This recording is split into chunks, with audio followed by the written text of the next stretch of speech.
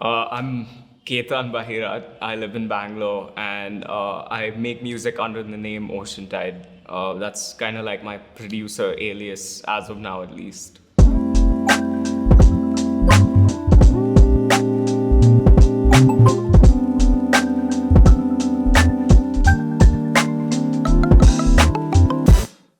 I grew up listening to a lot of music at home with my parents because as soon as I would wake up, there would be music playing in the house, and it was usually like Hindustani classical music because my dad's like a huge fan of Hindustani classical.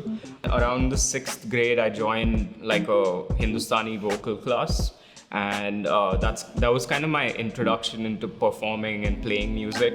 I think the first music production DAW I downloaded was Sony Acid Pro.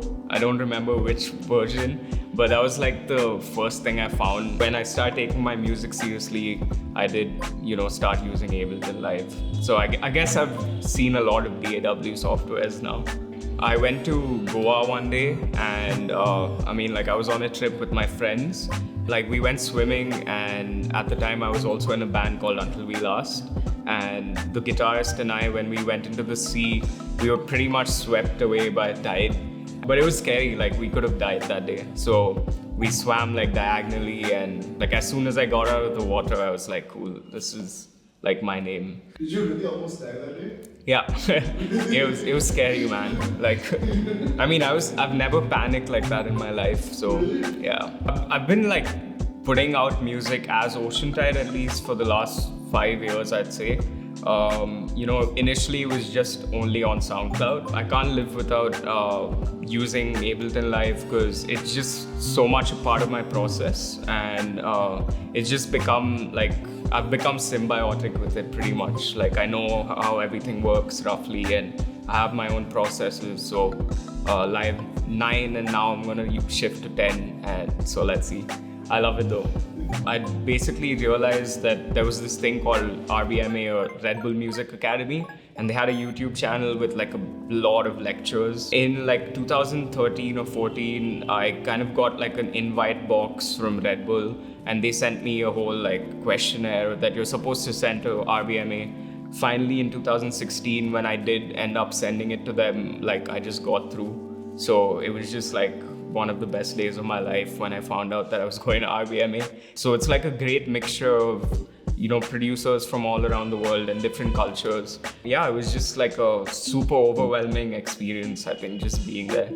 For me, like being Oceantide or being an artist, like is a combination of being an artist, a producer, a performer, all of that, There's like definitely a symbiotic relationship between performing and being an artist and DJing. So it's all like influencing each other all the time. I think one of my most memorable festival experiences so far, or like performance experiences, was at Outlook Festival, which was in Croatia on the beach, like at Outlook Festival, which is one of the biggest like music festivals for me in the world. Like that was just a mind-blowing experience. I think the most scary gig I've ever played was when I played Boiler Room. Yeah, just like it hit me right before I got on stage that this thing was gonna be streamed to the whole world live.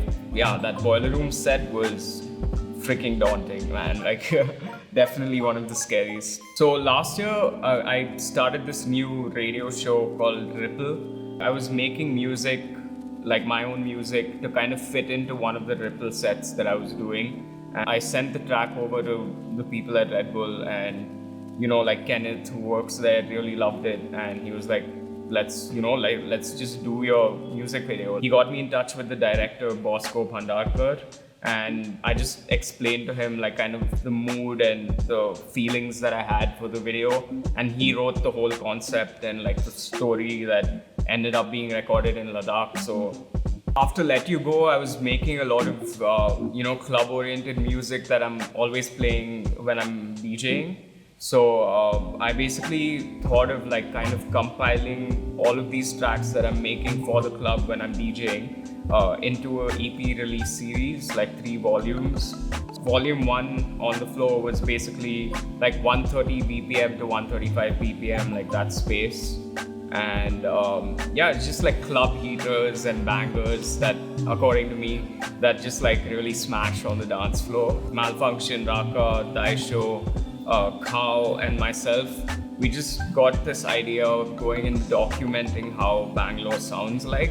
We just took some recorders, like field recorders out, our phones, and we just started like recording people on the streets, like, you know, iconic locations in the city. Like for a bunch of these tracks, I have used sounds from that whole like session. It's just cool to have it in there, you know, like it's that little touch from where you are. So that particular video for Luru that I did was just like a bunch of visual effects of the whole journey of the metro from Alsur station to MG Road station, you know, like that 5 minutes or whatever.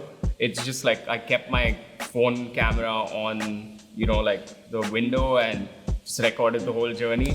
It's super hard to answer what I'm gonna do in the future because I'm always like working right now, like what I'm feeling right now. So, you know, I don't know what kind of music I'm gonna release, or like maybe if I'm gonna work with someone else, you know. You need to like make your music kind of an extension of yourself. Most of the times music won't sell itself, so don't like just hit upload and, you know, just share it once and then expect it to blow up. It can happen, and if it does, that's amazing, but just remember to like, you know, share the music with everyone that you care about and people that might care about your music, and yeah, develop like a whole persona around yourself. Like, you know who you are, just make sure that you're showing that to the world, because your music will be a part of that persona. Yeah, pretty much. That's like my biggest advice. Just be yourself. Nice.